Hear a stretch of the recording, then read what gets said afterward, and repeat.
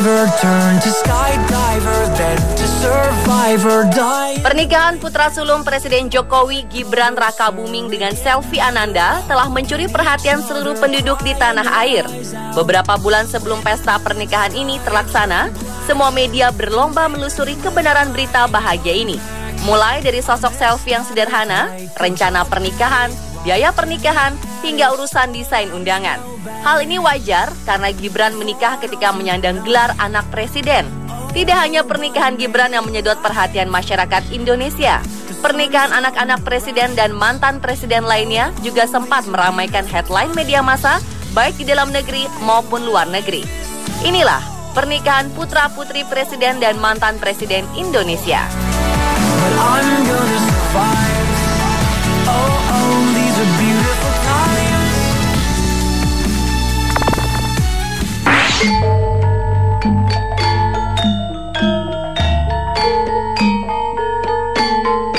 Tanggal 11 Juni 2015 menjadi salah satu hari yang bersejarah bagi Presiden Joko Widodo. Putra sulungnya, Gibran Rakabuming, akhirnya menikah dengan wanita pilihannya di kota yang membesarkan namanya. Keluarga kedua belah pihak tadinya tidak ingin berita bahagia ini terlalu dibesar-besarkan. Namun namanya keluarga presiden, semua rencana sudah tercium sejak beberapa bulan lalu. Kala itu Ibu Negara Iriana pulang ke Solo untuk membicarakan rencana pernikahan ini. Simpang siur berita akhirnya membuat Ibu Iriana melakukan konferensi pers bersama Gibran dan Selvi mengenai rencana pernikahan mereka. Sejak pernyataan resmi pada konferensi pers, semua hal yang berhubungan dengan persiapan pernikahan menjadi sorotan pers, termasuk sang mempelai wanita. Tidak seperti keluarga pejabat lainnya, Gibran tidak ingin pernikahan yang mewah dan mendapat embel-embel presiden. Sejak awal, Gibran sudah memesankan pada penghulu agar ayahnya dipanggil Insinyur Joko Widodo saja, tidak ada presiden di depannya. Gedung yang dipakai juga gedung pernikahan milik keluarga Joko Widodo sendiri. Karena terbiasa mengurus pernikahan, Gibran mengatur sendiri konsep pernikahannya dan tidak memakai pegawai pemerintah untuk menjadi panitianya. Gibran juga memiliki konsep makanan tradisional khas Solo untuk konsumsi di resepsi nanti, seperti selat Solo, nasi liwet, serabi Solo, tengkleng, dan sebagainya. Sebagian besar dikerjakan oleh perusahaan cateringnya sendiri. Selain itu, Gibran juga memesan martabak Markobar yang sedang terkenal di Solo. Biasanya martabak ini punya 11 rasa, namun pada pernikahan kali ini ada 16 rasa yang dibuat. Beberapa kali terjadi perdebatan antara keluarga dengan protokoler presiden karena keluarga Jokowi ingin pesta ini sederhana dan tidak ada pengawalan. Namun pihak istana tetap bersikeras menjaga keamanan keluarga presiden. Selain itu, pihak istana menganjurkan agar pesta terbuka juga diadakan, mengingat seluruh rakyat ingin menyaksikan. Akhirnya Jokowi dan keluarga melunak dengan catatan tidak ada mobil mewah atau kereta kencana yang mengantar. Mereka akan berjalan kaki. Tamu undangan diantar dengan becak-becak yang sudah dipesankan. Tukang becak di seluruh Solo merasa bangga dengan tugas kehormatan yang diberikan Jokowi. Mereka mengaku dibayar 200.000 untuk tugas ini. Yang unik lagi, Jokowi tidak mengundang kepala negara tetangga untuk menghadiri pernikahan putra sulungnya ini karena biaya ongkos yang mahal. Undangan hanya sebatas keluarga, sahabat, rekan-rekan menteri, dan rakyat Solo. Tidak ada undangan mewah, Gibran hanya menyiapkan secarik undangan sederhana, namun masih terkesan elegan. Tidak lupa, Jokowi menitipkan pesan untuk tidak membawa kado kepada para tamu undangan. Mengenai busana, semua menantikan rancangan pakaian pengantin mulai dari proses siraman hingga resepsi. Lagi-lagi jauh dari kesan mewah, Ibu Iriana yang bertanggung jawab dengan busana sudah memesan konsep sederhana namun elegan untuk pakaian pengantin saat resepsi pada desainer Solo Hanif Aisyah Nanjaya dan Tuti Adib. Mungkin masih kalah terkenal dengan perancang fenomenal di Jakarta, namun Iriana merasa lebih nyaman jika mengerjakan pakaian pengantin untuk putra dan menantunya itu orang Solo. 3 rangkaian acara pernikahan yang digelar dalam satu hari ini ditaksir menghabiskan biaya hampir 1 miliar rupiah. Biaya itu termasuk biaya perbaikan jalan, konsumsi untuk 7.000 orang, pakaian pernikahan, dan beberapa bagian kecil lainnya. Pihak pemerintah pusat dan pemerintah kota Solo menegaskan bahwa biaya tersebut murni dari kantong pribadi keluarga, tidak ada dari APBN atau APBD.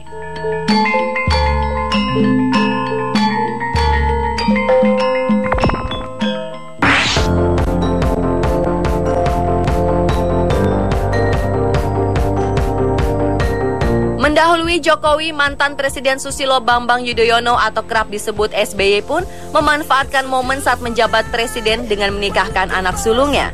Istana Bogor yang merupakan salah satu istana kepresidenan di Jalan Raya Juanda Bogor, Jawa Barat, menjadi tempat untuk melaksanakan pernikahan sakral Agus Harimurti Yudhoyono dengan Anissa Larasati Pohan. Karena melakukan resepsi di Istana Kepresidenan, seluruh pendukung acara dari pramusaji hingga among tamu harus diberi tanda pengenal. Begitu pula undangan yang hadir, semua harus melewati pemeriksaan yang ketat. Resepsi yang berlangsung tanggal 9 Juli 2005 itu dihadiri oleh Wakil Presiden Yusuf Kala, Ketua Badan Pemeriksaan Keuangan Anwar Nasution, Menteri Luar Negeri Timor Leste Ramos Horta, dan beberapa pejabat lainnya. Karena putra sulung SBY ini juga merupakan anggota militer, pernikahan mereka syarat dengan unsur militer. Agus berpakaian militer lengkap dan Anissa berbalut kebaya putih. Acara pernikahan ini dibuka dengan upacara pedang pora khas Akademi Militer. Setelah itu ada acara hunus pedang dan payung pora yang mengiringi pemasangan cincin kawin pada kedua mempelai. Selain unsur militer, pernikahan ini juga mengandung unsur Jawa yang kental dengan adanya gending Jawa yang mengiringi pengantin menuju pelaminan. Beberapa artis ibu kota juga diundang untuk mengisi acara, antara lain Titi Puspa, Krisdayanti, Ruth Sahanaya, Titi Dwijayati, Rafika Duri, Duo Ratu, dan Ebit GAD.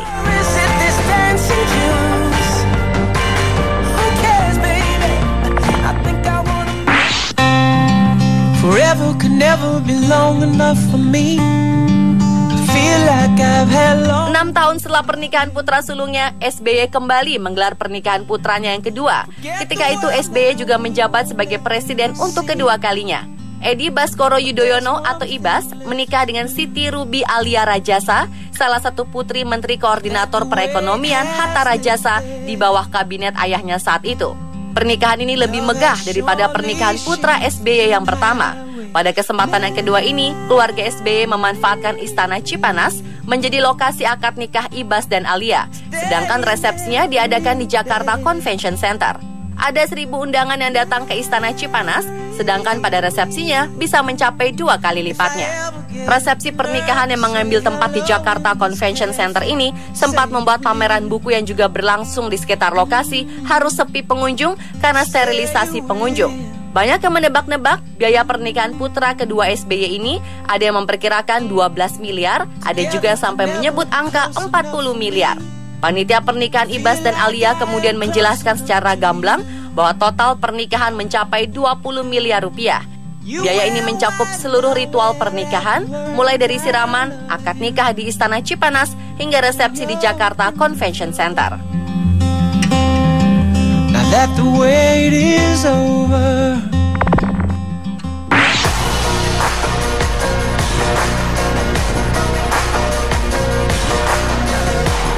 Penguasa paling lama di Indonesia, mantan Presiden Soeharto sempat menikahkan anak bungsunya setahun sebelum kekuasaannya jatuh. Hutomo Mandala Putra atau yang akrab dipanggil Tommy menikah dengan Ardia Pramesti Regita Cahyani atau yang akrab dipanggil Tata pada 30 April 1997.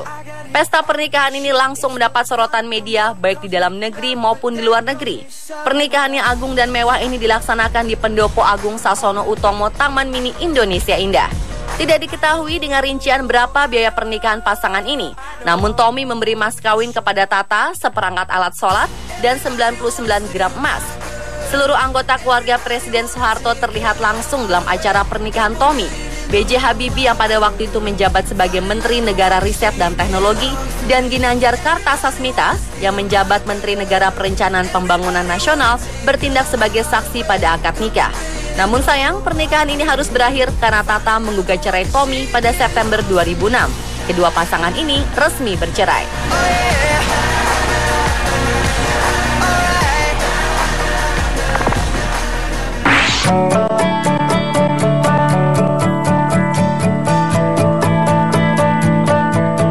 Pernikahan Putri Abdurrahman Wahid ini diselenggarakan pada 15 Oktober 2009.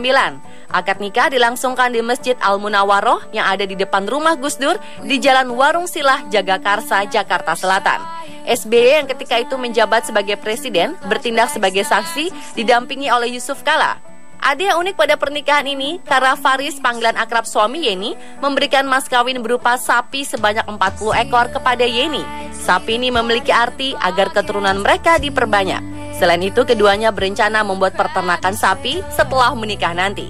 Resepsi pernikahan Yeni dan Faris diadakan di salah satu gedung di kawasan Karet Setiabudi, Jakarta Selatan.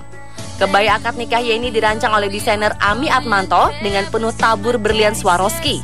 Kebaya ini memiliki kerudung yang panjangnya 2,5 meter yang dipayat oleh para tunarunggu dan kaum duafa anak didik dari Ami Atmanto. Kebaya ini merupakan rancangan Ami untuk tren gaun pengantin 2010. Semua biaya pernikahan Yeni Wahid ini merupakan bantuan dari rekan-rekan terdekat. Seperti kebaya mewah tersebut dipinjamkan Ami untuk momen bahagia Yeni ini. Teman-teman yang lain menawarkan bantuan dengan menyediakan catering, gedung, dan mencetak undangan. Meski mewah, Yeni dan Faris mengaku mendapatkan bantuan dari sahabat-sahabat mereka.